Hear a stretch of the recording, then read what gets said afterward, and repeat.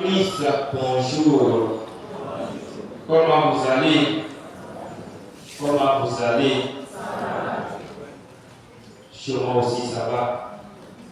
Nous sommes au 5e dimanche du temps de Pâques. Donc, l'électricité est toujours avec nous. C'est pas ça. Que la paix et la joie de l'électricité demeurent toujours dans vos cœurs et dans vos familles. En ce 5e dimanche de Pâques, Jésus continue de se manifester à nous et nous révèle aujourd'hui qu'il est la vraie vigne. Ce passage de l'évangile selon Saint Jean, écouté à la lumière de la résurrection, nous éclaire sur notre être chrétien, notre relation au Christ ressuscité et la fécondité de la vie nouvelle reçue du Christ. Par le baptême, nous avons été incorporés au Christ et nous faisons plus qu'un avec lui. Pour nous aider à comprendre davantage notre identité véritable et ce à quoi nous sommes appelés, Jésus utilise l'image de la vigne.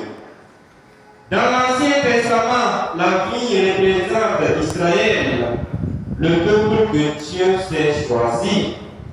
Les prophètes ont annoncé l'amour, l'attention ou la colère de Dieu avec cette image. Quand Dieu montre son amour à son peuple, il est décrit comme le vigneron amoureux qui prend soin de la vigne. Et quand il est en colère, les prophètes annoncent que la clôture de la vigne va être renversée et la vigne livrée en pâture aux animaux. Toutefois, Jésus va opérer un véritable déplacement du sens de cette image. La vie n'est plus le peuple que Dieu s'est choisi, mais Jésus lui-même. Je suis la vraie vigne et mon Père est le vigneron, nous fait savoir Jésus. Il décrit une fois de plus son identité divine et son unité avec le Père. Pourquoi Jésus est-il la vraie vigne? Si le peuple d'Israël est la première vigne, Jésus est la vigne véritable choisie par Dieu parce qu'il demeure toujours et à jamais en l'amour de son Père. C'est sa fidélité de fils choisi, unique, qui atteste qu'il est la vraie vigne. Cette identité lui a été donnée par son Père et il peut affirmer: je suis la vraie vigne et mon Père est le vigneron. De la même manière, nous qui sommes les servants, recevons une nouvelle identité en Jésus-Christ. Une identité donnée, une identité de servant.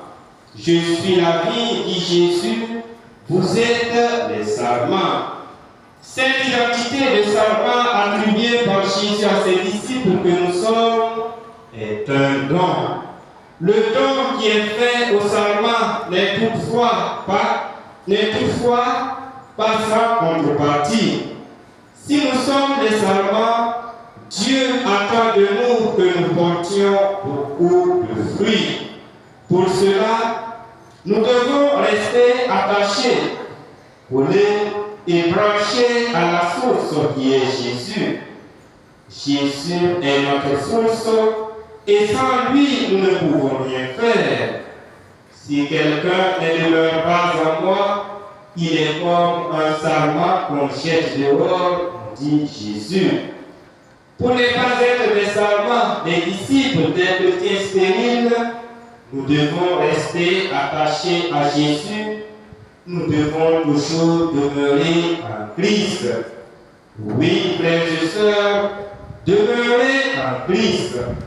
8 fois dans l'Évangile, Jésus utilise le verbe demeurer. Le verbe demeurer n'est pas un verbe d'action, c'est un verbe d'état. Demeurer, c'est être établi de manière habituelle et durable. C'est une position qui implique un repos. Mais dans la bouche de Jésus, le verbe est impératif, ce qui signifie qu'il faut le vouloir, le maintenir. C'est une décision, un acte, un engagement du disciple envers le maître. Demeurer est une attitude fondamentale qui implique une union réciproque entre l'homme et Dieu. La répétition de ce verbe dit l'existence de Jésus pour que nous entretenions avec lui une relation vivante et fidèle. Nous sommes invités donc, frères et sœurs, à nous établir dans le Christ, à faire en lui notre demeure, comme lui-même qui veut établir sa demeure en chacun de nous. Que signifie alors, frères et sœurs, demeurer en Jésus? Demeurer en Jésus signifie avoir une relation de cœur à cœur avec Jésus dans la prière qui est un dialogue par lequel nous écoutons dans le silence de notre cœur Jésus qui nous parle et nous écoute. Cette relation d'amitié avec Jésus fait en sorte que nous pouvons partager avec lui nos joies, nos peines, nos interrogations, nos difficultés et nos préoccupations. Il devient ainsi notre ami fidèle. Demeurer en Jésus signifie aussi méditer sa parole, garder sa parole et ses commandements et fréquenter les sacrements afin de devenir semblable à lui et avoir les mêmes pensées, les mêmes façons de juger les choses, les mêmes manières de parler et d'agir que lui. Par nous, frères et sœurs, Jésus peut parler et agir dans le monde. Demeurer en Christ, c'est reconnaître la présence de Jésus en nous-mêmes, dans les autres et dans les événements de la vie quotidienne. Et une question simple à se poser dans chaque situation de notre vie. Que ferait Jésus s'il était à ma place ici et maintenant? Oui, que ferait Jésus s'il était à ma place ici et maintenant? Cela serait un signe de ma communion, de notre communion de foi et d'amour avec le Christ. C'est par cela que nous reconnaissons qu'en dehors de lui, nous ne pouvons rien faire. Mais avec lui, nous produirons beaucoup de fruits et nous verrons sa gloire dans notre vie. Ce sont des fruits de conversion, des fruits d'amour, de paix, de joie et de bonheur. Demeurer en Christ, c'est se libérer de toute peur, parler au nom de Christ et annoncer avec conviction la bonne nouvelle de sa résurrection comme Paul. Demeurer dans le Christ, c'est aimer comme lui par des actes et en vérité. Par ailleurs, pour une grande fécondité, frères et sœurs, il nous faut accepter souvent d'être taillés, émondés, purifiés par Dieu le vigneron.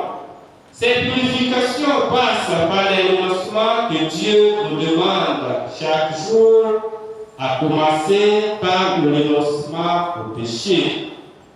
Ce sont aussi les événements, les épreuves de toutes sortes que nous traversons souvent dans notre vie. Nous devons savoir que la fécondité spirituelle, la fécondité en vue du royaume de Dieu, passe par la croix. Et la croix de Christ est la source de toute fécondité dans ce monde. Le Christ ressuscité fait participer ses disciples à ce mystère pour répandre en eux tous les fruits de son sacrifice. Pour finir, frères et sœurs, Jésus nous fait une promesse. Si vous demeurez en moi et que mes paroles demeurent en vous, demandez tout ce que vous voulez et cela se réalisera pour vous. Oui, frères et sœurs, si vous demeurez en moi et que mes paroles demeurent en vous, Demandez tout ce que vous voulez et cela se réalisera pour vous. Jésus veut nous faire comprendre que notre persévérance dans le bien et notre fidélité dans notre relation avec lui sont récompensées. Si nous écoutons Dieu, Dieu à son tour nous écoutera. Car son désir est de nous voir vivre heureux dans la paix et dans la joie véritable. Si nous sommes unis à Dieu, si nous vivons en communion avec le Christ, la vraie vigne, rien ne nous manquera, tout nous sera donné selon sa volonté. Demandons à Dieu au cours de cette célébration de nous aider à persévérer chaque jour dans notre effort de conversion et dans notre désir de demeurer en Christ pour que nos fruits se multiplient pour sa plus grande gloire. Que Dieu le vivant nous vienne en aide par sa grâce.